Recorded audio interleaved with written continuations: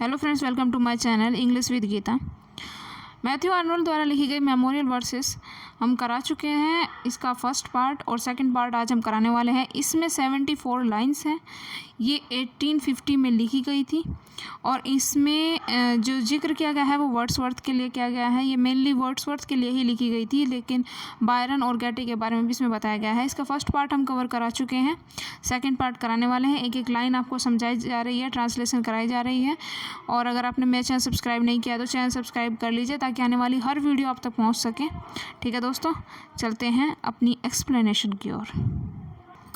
इसके first part हम कर चुके थे। सेकंड पार्ट जो हमारा स्टार्ट होता है वो इसके 5th स्टैंजा से होता है। ठीक है दोस्तों, 5th स्टैंजा है। एंड वर्ड्सवर्थ और वर्ड्सवर्थ, अ पेल घोस्ट रिजॉइस। अरे पेल घोस्ट यानी पीले भूतों, रिजॉइस आनंद मनाओ। एंड वर्ड्सवर्थ, अरे पीले भूतों आनंद मनाओ। For never has soothing voice been to your shadowy world conveyed.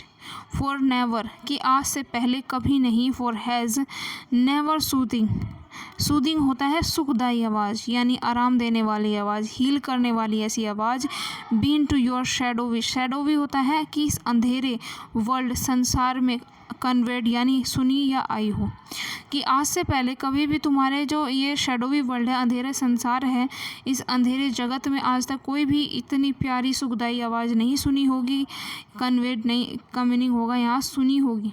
ठीक है, कभी ऐसी आवाज़ यहाँ नहीं सुनी गई होगी, वो अब क्या है तुम्हारे पास आ गई है।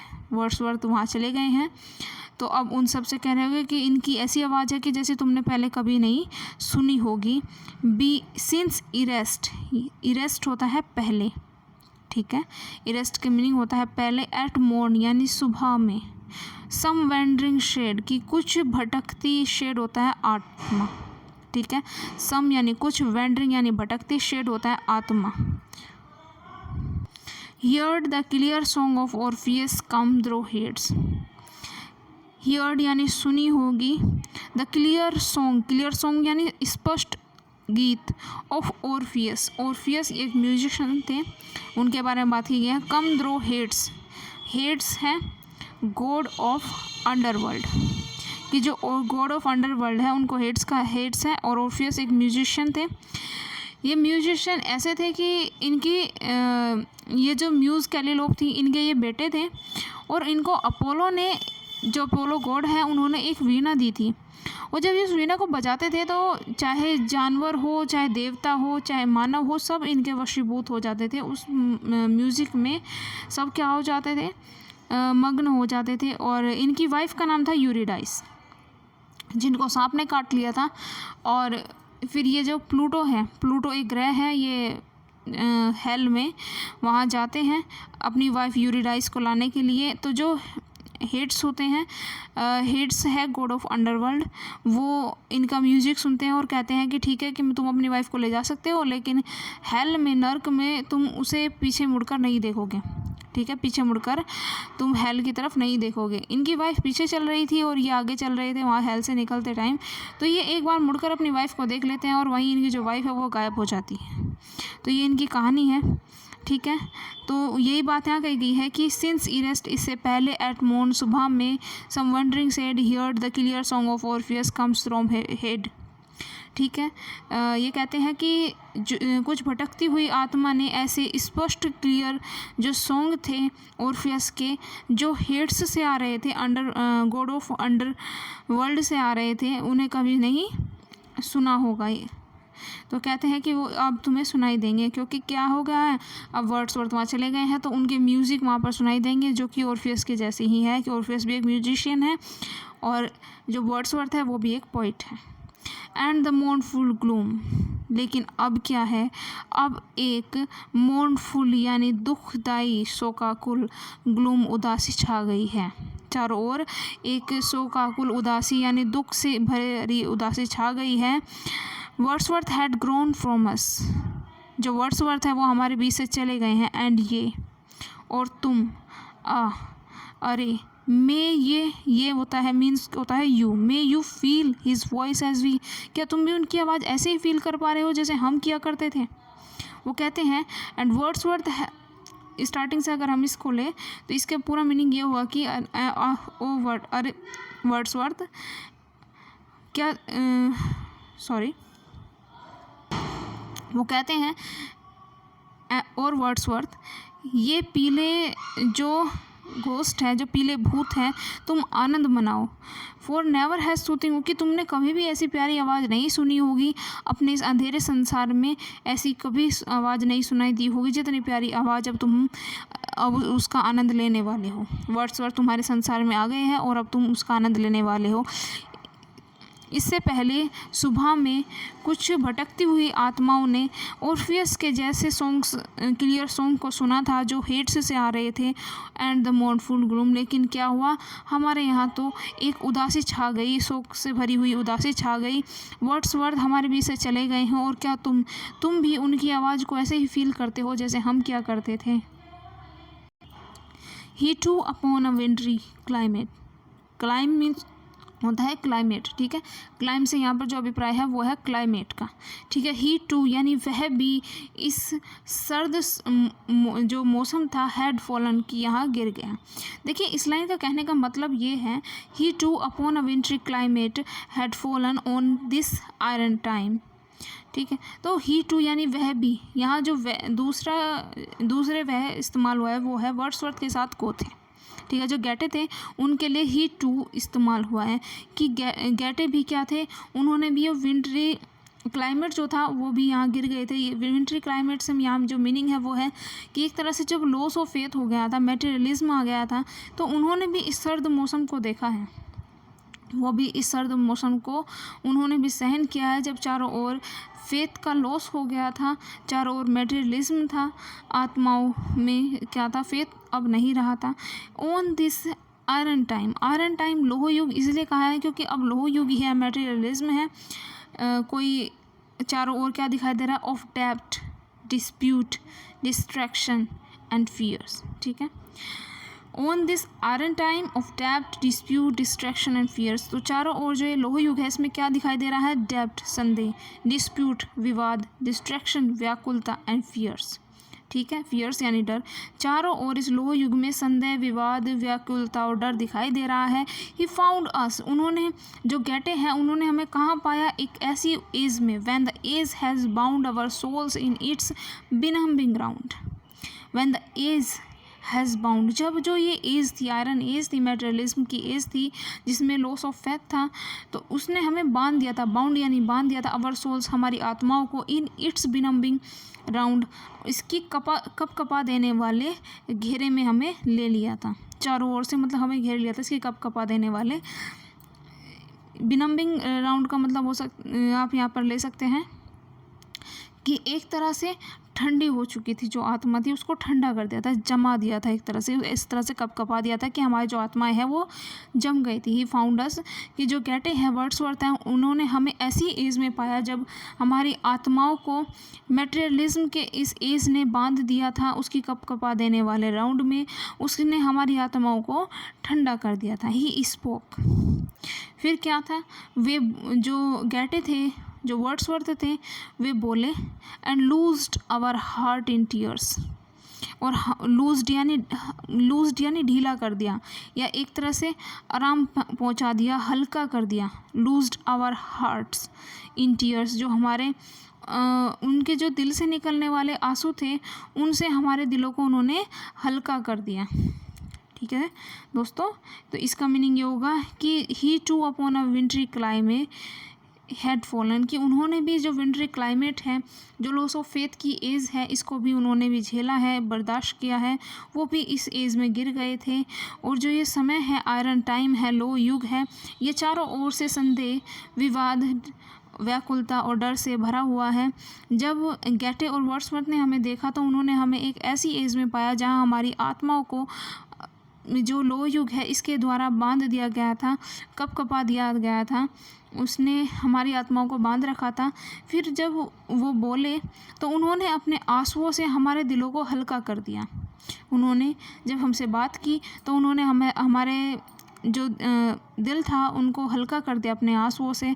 हिड लेड अस, कि वो ऐसे लेटे थे एज वी ले एट बर्थ, जैसे कि हम अपने जन्म के समय लेटे हुए थे, कि वो ऐसे लेटे थे जैसे कि हम अपने जन्म के समय लेटे हुए थे।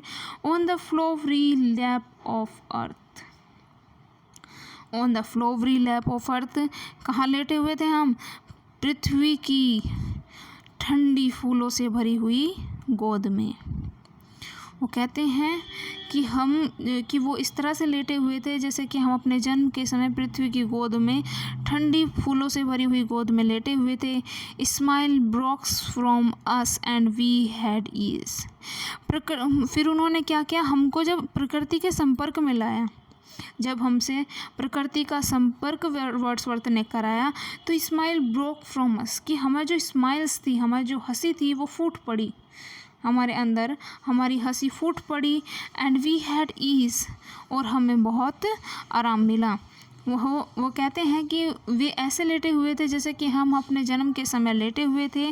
उन्होंने क्या किया? हमारी आत्मा जो कहाँ लेटे हुए थे? पृथ्वी की गोद में, ठंडी फूलों से भरी हुई गोद में हम लेटे हुए थे। जब उन्होंने हमारा संपर्क पृथ्वी से कराया, धरती से कराया, प्रकृति से कराया, तो क्या हुआ? हमारी हंसी फूट पड़ी और हमें बहुत हल्का महसूस हुआ। नेक्स्ट स्टैंजा में वो कहते हैं द हिल्स वर राउंड अस, की जो हिल्स थी उन्होंने हमें चारों ओर से घेर रखा था। यह कहने का मतलब है, जब वर्ड्सवर्थ अपनी पोएट्री लिखते थे, जब वो अपनी कविताएं हम उनकी कविताओं को पढ़ते थे, तो हमें एक जो फीलिंग होती थी उस चीज़ को बताते हैं कि जब द हिल्स वर राउंड अस, की जो पहाड़ियाँ थी उन्होंने हमें चारों ओर से घेरा हुआ था। एंड द ब्रीज, और जो खुशबू थी, went over the sunlit fields again. Sunlit यानी धूप में तपे जो खेत होते हैं उन पर वो खुशबू फैल रही थी। द ब्रीज, ये जो खुशबू थी वो धूप वाले खेतों में फैल रही थी दोबारा से, जब वर्ड्सवर्थ ने हमें उसके बारे में बताया। Our foreheads felt the wind and rain, हमारे माथा फिर से उस हवा को, उस बारिश को महसूस कर रहा था। आवर यूथ रिटर्न, जो हमारी जवानी थी वो लौट आई थी, जो युवा थे वे लौट आए थे। For there were shed on spirits that had long been dead. वो कहते हैं फॉर देयर वो शेड, की कुछ शेड होता है धुंध, कि कुछ धुंध सी छाई हुई थी यहाँ पर, ऑन स्पिरिट हमारी आत्माओं पर, that had long been dead, जो लंबे समय से हमारी आत्माएं मर गई थी।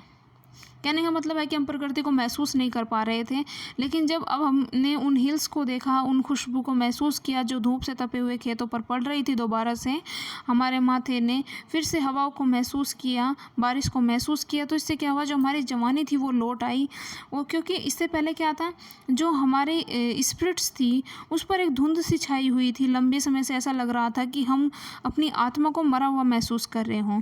स्पिरिट डेड्स ड्राइड अप, कि जो ड्राइड होते हैं यानी सूख गई थी, जो स्पिरिट्स थी वो सूख गई थी। एंड क्लोजली फ्लर्ड, फ्लर्ड होता है मुरझा गई थी, और बुरी तरह से मुरझा गई थी। The freshness of the early world, कि जो समाज, जो अर्ली वर्ल्ड है, जो इस समय समाज है, उसकी जो फ्रेशनेस थी वो ख़त्म हो गई थी, जो फ्रेशनेस थी वो ख़त्म हो गई थी। लेकिन अब क्या है, अब ये बता रहे हैं कि क्या हुआ था, लेकिन इससे पहले क्या था? इससे पहले चारों ओर हम क्या देखते थे? हमारी जो स्पिरिट है वो सूख गई है, मुरझा गई है बुरी तरीके से, जो फ्रेशनेस है अर्ली वर्ल्ड की वो हम महसूस नहीं कर पा रहे थे। लेकिन जब वर्ड्सवर्थ आए तो उन्होंने हमने खुद को पहाड़ियों से घिरा पाया, एक खुशबू को चारों ओर, जो धूप वाले खेत थे उनके चारों ओर फिर से हमने महसूस किया खुशबू को, अपने माथे पर हमने हवा और बारिश को महसूस किया, हमारी जवानी लौट आई थी। नहीं, वरना उससे पहले क्या लगता था कि जो हमारी युवावस्था है, वो जो हमारी आत्मा है वो काफ़ी लंबे समय से उस पर एक धुंध सी छाई हुई थी, वो मरी हुई सी महसूस होती थी, और जो हमारी आत्मा है वो सूख गई थी और बहुत बुरी तरह से मुरझा गई थी। समाज की जो अर्ली वर्ल्ड की जो फ्रेशनेस है उसे फील नहीं कर पा रही। अब वो कहते हैं अरे since dark days still bring to light man's prudence and man's fiery might. वो कहते हैं मैंस प्रूडेंस, मैंस जो व्यक्ति की विवेकशीलता है, प्रूडेंस यानी विवेकशीलता, एंड मेंस फायरी माइट यानी कार्य शक्ति। तो वो कहते हैं since dark days still bring to light man's prudence and man's fiery might, कि जो गहरे दिन है, जो गहरे काले दिन हैं, उनमें अभी भी प्रकाश बाकी है, क्योंकि व्यक्ति में, मानव में अभी भी विवेकशीलता है, कार्य शक्ति है, जिसे वो प्रकाश में ले आते हैं, काले दिनों को भी प्रकाश में ले आते हैं। टाइम में restore us in our course Goethe a sage and Byron's force.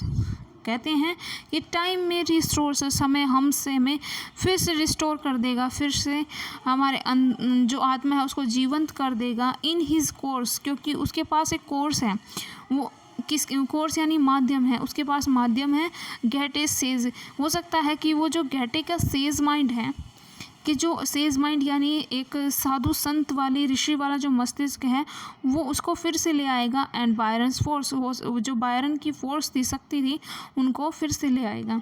हो सकता है कि समय जो गेटे जैसा ही दिमाग फिर ले आए किसी में, और जो बायरन की फोर्स थी, शक्ति था, वो फिर से ले आए और हमें रिस्टोर कर दे।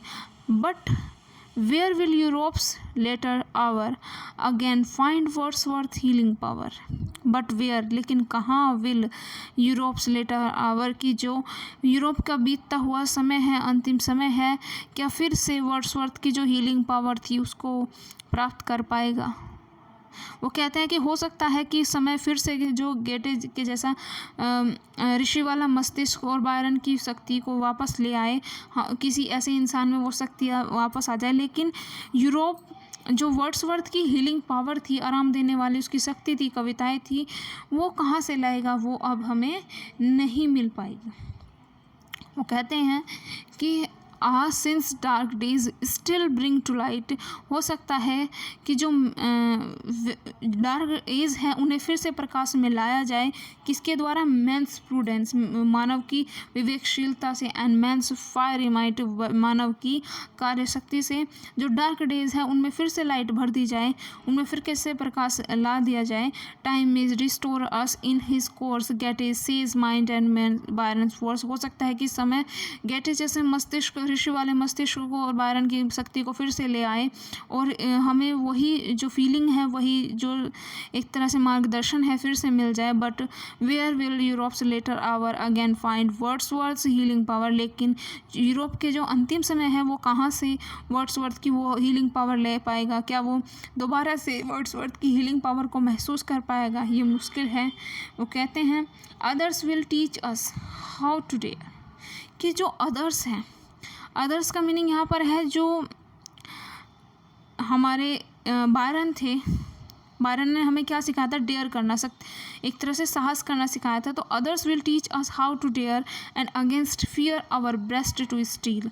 वो कहता है कि अदर्स, हो सकता है कि कोई बायरन जैसा आए और हमें सिखाए कि हाउ टू डेयर, कि साहस कैसे किया जाता है, एंड अगेंस्ट फियर, डर के खिलाफ कैसे लड़ा जाता है, आवर ब्रेस्ट टू स्टील, अपनी छाती को कैसे मजबूत किया जाता है, हमें ये सिखाए।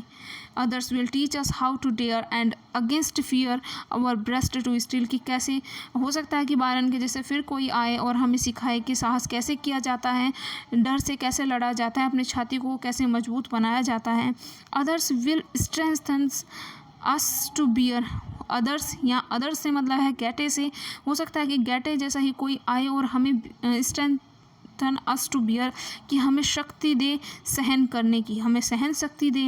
हो सकता है कि गेटे जैसे ही कोई आए और हमें सहन शक्ति दे सहन करने के लिए।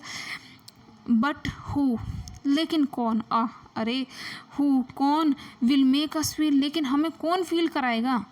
The cloud of mortar destiny, जो मोर्टल है, नश्वर है, डेस्टिनी भाग्य, जो नश्वर भाग्य है, उसके बादल को हमें, बादल will, others will front it fearlessly, हो सकता है कि कोई हमारे सामने निडरता से रख दे।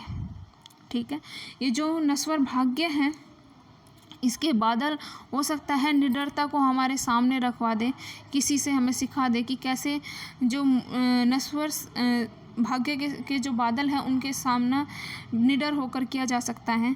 But who like him will put it by, लेकिन कौन विल पुट इट बाय यानी कौन रखेगा, लेकिन उसकी तरह से कौन हमें सामना करना सिखाएगा, कौन इन चीज़ों को, कौन प्रकृति की जो संपर्क है हमें करा पाएगा। यानी जो वर्ड्सवर्थ, हो सकता है कि कोई गेटे या बायरन फिर से लौट आए, लेकिन ये मुश्किल है कि वर्ड्सवर्थ जैसा कोई कभी आ पाएगा। हो सकता है कि फर्स्ट जो अदर्स है उसका मीनिंग है बायरन जैसा कोई आए, और सेकंड अदर्स का मीनिंग है यहाँ पर कि गेटे जैसा कोई आए, ठीक है। बायरन जैसा कोई आए जो हमें साहस करना सिखाए और छाती को मजबूत बनाए डर के खिलाफ करने के लिए, और हो सकता है कि कोई गेटे जैसा आए जो हमें सहन शक्ति दे और हमें ये, लेकिन ऐसा कोई नहीं होगा जो हमें वर्ड्सवर्थ की जैसे फीलिंग करा पाएगा। ये जो मोर्टल संस्था डेस्टिनी है, मोर्टल नश्वर भाग्य है, इसके बादल फिर से हमारे सामने निडरता से कौन खड़े करेगा, और जो ये जो प्रकृति है उसको वर्ड्सवर्थ की तरह कौन रख पाएगा, उसकी तरह कोई भी प्रकृति के बारे में हमें नहीं बता सकता। अब ये लास्ट पैराग्राफ है इसका। अब वो कहते हैं keep fresh the grass upon his grave. अब जो रिवर रोथा है उसका यहाँ पर जिक्र आया है, वो कहते हैं रोथा से keep fresh the grass upon his grave, कि जो वर्ड्सवर्थ है वो उनको तुम्हारे किनारे पर दफनाया गया है, उनकी ग्रेव जो है वो तुम्हारे किनारे पर है, तो क्या करना, तुम इसकी जो ग्रास है, जो इसकी घास है, उसको फ्रेश बनाए रखना। और रोथा विद द लिविंग वेव, ये जो तुम्हारे जीवंत जो लहरें हैं उनको इनकी कब्र के ऊपर गिराकर इसकी जो घास है उसको फ्रेश बनाए रखना।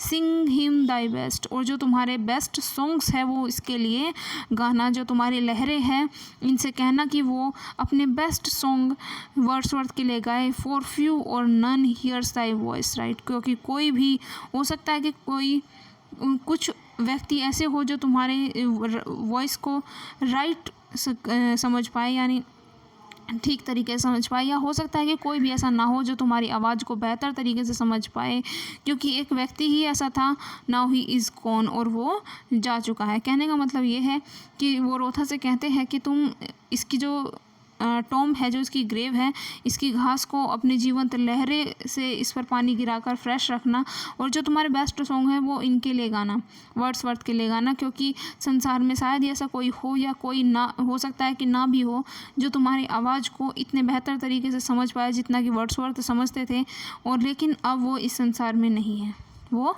जा चुके हैं। तो मेमोरियल वर्सेस का ये जो हमारा टेक्स्ट था सेकंड पार्ट, ये कंप्लीट हो चुका है। ये पोएम हम कंप्लीट कर चुके हैं। एलिजी जो वर्ड्सवर्थ की डेथ पर लिखी गई थी 1850 में, इसमें 74 लाइन थी, मैंने आपको बताया। जो इसकी डिक्शन है वो कुछ हद तक प्रोजिक है, ठीक है, फ्री वर्स में है, इसमें राइम का यूज़ किया गया है। तो इसकी जो बारे में मैं सब आपको बता चुकी हूँ। मिलते हैं अगली वीडियो में, तब तक के लिए नमस्कार।